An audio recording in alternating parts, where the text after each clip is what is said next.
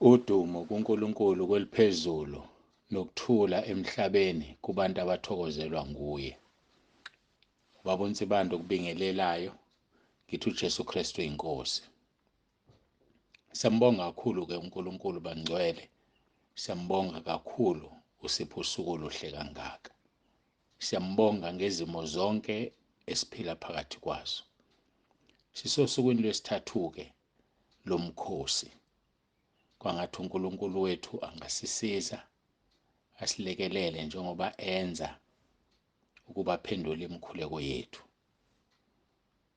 Ngiyacela ukuthi siguqe ngamadolo sisondele kuyena nangaso lesi sikhathi. Baba wethu osezulwini, Baba ongcwele, Baba olungileyo, siyakubonga, siyakudumisa ngokusigcina manje Nkosi kuze kube lolu suku. Siza kuwe uNkulunkulu wethu nomusa. Nginikela kuwena izinkonzo zikaJulayi. Nginikela kuwena ukuphepha kwabantwana bakho. UnguNkulunkulu ongahlulwa lutho. Ushilo kuMatthew 19:26 wathi ukungenzeki kuthina abantu kuwena kuyenzeka. Sithembe yona leyo nto-ke Nkosi. Philip 1:6 ukuthi wena uqalile umsebenzi empilweni zethu uzowufeza. Wena uqalile umsebenzi empilweni yalona loyo olalele manje lomkhuleko uzowufeza. Siyacela-ke Nkosi ubonakalise amandla akho. Siyacela Nkosi ukhazimulise igama lakho ngoJesu Kristu inkosi yethu ephilayo. Jesu Kristu inkosi. Amen. Siyambonga kuNkulunkulu kakhulu bangcwele. Ngiyacela ukuthi siyeke ezweni lethu esilitholayo ku-Eksodus 33:15 kuya ku-17. Kufundeka-ke kanje.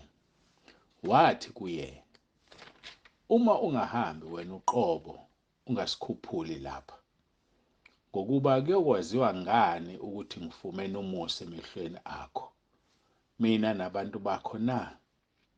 Akungalokhu yini ukuthi uhamba nathi ukuze sihlukaniswe mina nabantu bakho nabanye abantu basebusweni bomhlaba na? Ujulile lo mbuzo. Ujulile, sike sawuthinta-ke sakhuluma ngawo ukuthi ngempela umuntu ohamba noNkulunkulu kufanele abe nomahluko. Kufanele kwaziwe. Kuyokwaziwa ngani? Ubuza umbuzo ojulile uMose. Kuyokwaziwa ngani ukuthi ngifumene umusa emehlweni akho na? Bazokwazi kanjani abantu ukuthi wena Ndlalifa izulu ongilalele manje ufumene umusa emehlweni abantu? Kufanele uNkulunkulu ahambe nawe, ngoba ngeke bazi abantu ukuthi ufumene umusa. Ngeke bazi abantu ukuthi mina ngifumene umusa uma uNkulunkulu engahambi nami. Andiyodwa into eyenza uNkulunkulu angahambi, ukungalaleli, ukuba intamo elikhuni. Hayi ukuba nentamo elikhuni. Uma sifunda izwi lenkosi lapha ku chapter 33, siqala kuverse 1 lesigijime, kodwa ngijahe lapha kuverse 3.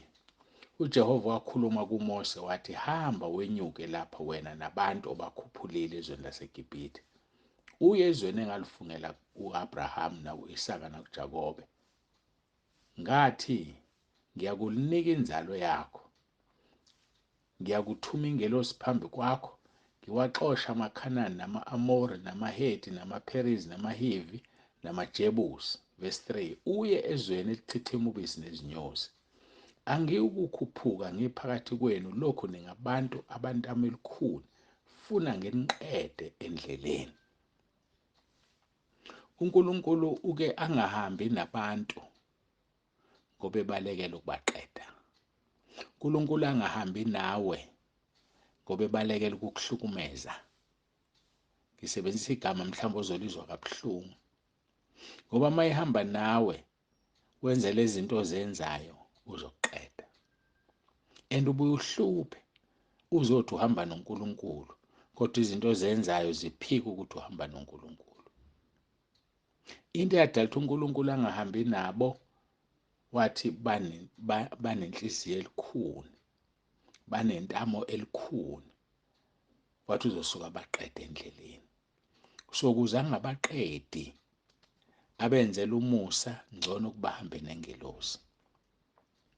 Mntaka baba, ukhona leso simo wena sokuthi mhlawumbe uNkulunkulu usedelile ngawe, akasafuni ukuhamba nawe, ngoba uyabona ukuthi uma ehamba nawe uzokuqeda nya.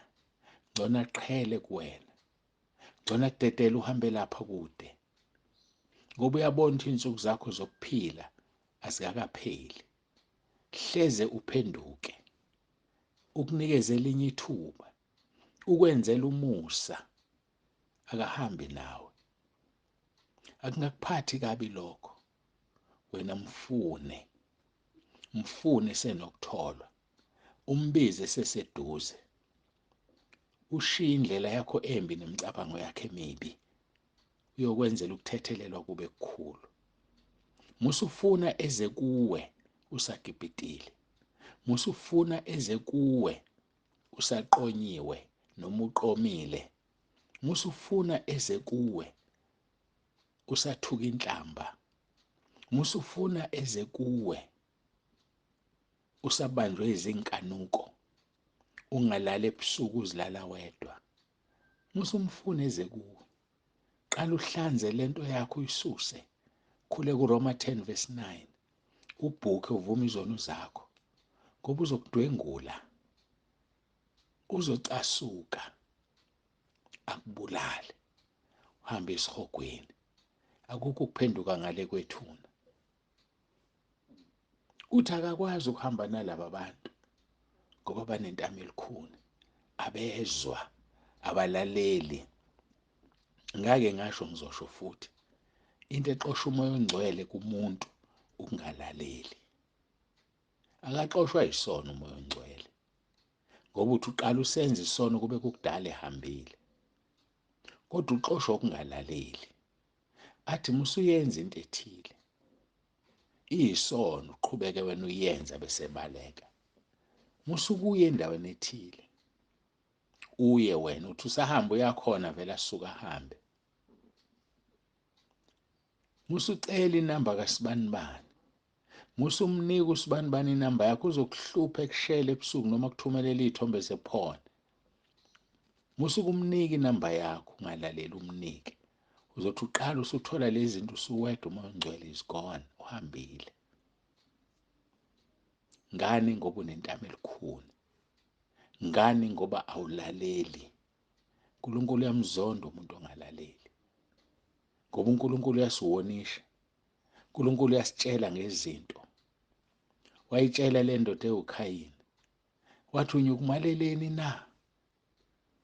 Awazi ukuthi uma wenza kahle uyamukeleka, kodwa uma ungenzi kahle awamukeleki. Awazi ukuthi isono sihlezi ngasemnyango kodwa ukunqanela kwaso kukuwe. Kodwa waqhubeka uKhayini, wagcina ebulele umfowabo. Mntaka baba, uNkulunkulu akamfuni umuntu onenhliziyo elikhuni, akamfuni umuntu ongalaleli. Angikukhuphuka ngephakathi kwenu lokhu ningabantu abantamo elikhuni, funa nginiqede endleleni. Kufanele siphenduke bafowethu entanyeni elikhuni, siphenduke ekutheni umuntu unenhliziyo elikhuni ukuze ubone ukuhamba noNkulunkulu. Noma esekhulume kahle kangaka uMose, ethi anginjengalokhu ukuthi wena uhamba nathi yini ukuze sahlukaniswe nabanye abantu. But uzokuhlukanisa kanjani nabanye abantu uma wenza izono, udla izono? Uzokuhlukanisa kanjani? Ufuna kanjani ukuhamba naye? Lahla isono, lahla ukungcola, hlukana namanyala, uzombona uNkulunkulu ehamba nawe. Hlukana nakho konke ukungcola. uNkulunkulu wethu uyathanda ukuhamba nawe. Masibheke ukuthi Deuteronomy 9:13, lithi uJehova wabe wakhuluma kimi wathi, kwaxoxa uMose manje, ngibabonile laba bantu. Bheka, bangabantu abantamo elikhuni. Ngiyeke kuba ngibabhubhise, ngesule igama labo phansi kwezulu, ngenze wena ube yisizwe esinamandla nesikhulu kunabo. uNkulunkulu wayesefuna ukumqeda u-Israyeli.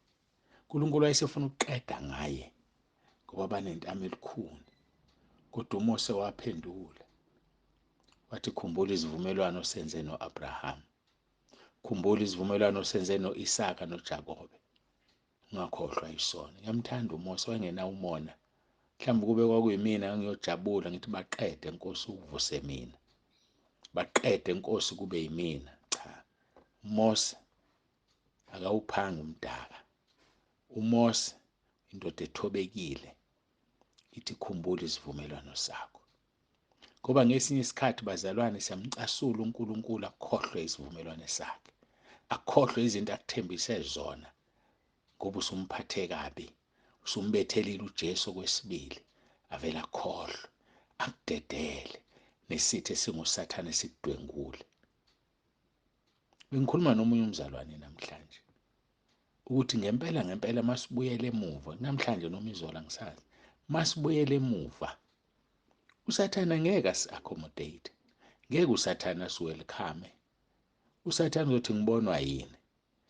Uwe lo nsibande osungihluphe kangaka, uwe lo ngohlupheka ngize ngingene ethuneni uma ngihlehlela emuva. Angiseyena umuntu okuhlehlela emuva. Nawe umhlukumezile usathane, ubiza igama likaJesu Kristu inkosi. Umhlukumezile usathane, ukhuleka abaseRoma 10:9. Uma uhlehla ubuyele emuva manje, awuzokuhlukumeza mntaka baba. Ufana nomuntu ochathile, chathile, akukho ukubuyela emuva. Ithoyilethi umngani wakho-ke manje. Mawusuwachatha nje ithoyilethi umngani wakho. Nathi-ke bazalwane, njengoba sindisiwe nje, uJesu umhlobo wethu. uJesu umhlobo wethu, siyathanda sithande. Wama uke wahlehla, ngiyakudabukela. Athi uJesu ngabe ngcono ukuba uzange uzalwe ekhuluma ngoJudas Iscariot. Ngiyakudabukela nawe mntaka baba, ungabusehlehlela emuva. uNkulunkulu wababona laba bantu ukuthi bantamo olukhuni, wathi ngiyeke ukuba ngibabhubhise ngisule igama labo phansi kwezulu. Ngoba uNkulunkulu uyalisula igama lomuntu phansi kwezulu, alisule aliqede nya. Uma engamhloniphi engamazi, uyalisula igama lomuntu uNkulunkulu. Nelakho angalisula, nelakho angalisula. Kuvesi 9 ka-Eksodus 32 uhambisana naleli, uJehova wathi kuMose, ngibabonile laba bantu, bheka abantu elikhuni. Ngalokho ngiyeke ukuba ulaka lwami lubavuthele, ngibaqede, ngikwenze wena ube yisizwe esikhulu. Ungavumi ukuvukelwa ulaka likaNkulunkulu. Ungavumi lukuvukele ulaka likaNkulunkulu. Alumngani wamuntu ulaka likaNkulunkulu. Ngakho-ke ngiyakucela, ngiyakuncenga, ungavumi. Ngoba ulaka lukaNkulunkulu luhlala phezu kwabantu abangamesabi uNkulunkulu. Ulaka lukaNkulunkulu luhlala phezu kwabantu abangafuni ukukholwa indodana kaNkulunkulu. Mufuna uJohane 3:36, okholwa indodana unokuphila okuphakade. Kepha ongakholwa indodana kayikubona ukuphila, kodwa intukuthelo kaNkulunkulu ihlezi phezu kwakhe. Intukuthelo kaNkulunkulu ihlala phezu komuntu ongakholwa indodana. Mntaka baba, uyakholwa uJesu Kristu ukuthi uyinkosi? Uyasindiswa. Uyakholwa ukuthi uNkulunkulu wamvusa uJesu kwabafileyo? Kuba ngokulunga lokho. Ngakho-ke vuma ngomlomo wakho uthi uJesu Kristu uyinkosi, uzosindiswa. Ukholwe enhlizweni yakho ukuthi uNkulunkulu wamvusa kwabafileyo. Kuzoba ukulunga lokho. Kungabi ukulunga kwedwedwe, kodwa kube ngokulunga okuvela ngokukholwa egameni lenkosi yethu uJesu Kristu. Mntaka baba, ngiyakumema namhlanje. Mntaka baba, ngiyakuncenga namhlanje. Ngithi sondela kuJesu. uJesu uyakuthanda. Woza kuye, uyakuthanda. uMose wakhuluma noNkulunkulu ubuso nobuso. Uvesi 11 ka-Eksodus 33. uJehova wakhuluma kuMose ubuso nobuso njengalokhu umuntu ekhuluma nomhlobo wakhe. Wabuyela eKamu ngephinciki yakhe uJoshua indodana kaNuni insizwa ayiphumanga etendeni, ayiphumanga etendeni. Ngokugcinwa inkosi sizokhuluma ngokungaphumi kukaJoshua etendeni. Ngiyacela siguqe sikhuleke. Baba wethu ongcwele, Nkulunkulu nomusa, siyabonga. Busisa-ke izwi lakho, ubusise lona loyo lilalele, kakhulu loyo oluzwayo alenze. Siyabonga uJesu Kristu inkosi. Amen. Baba uNsibanda uvalelisayo uthi uJesu Kristu uyinkosi.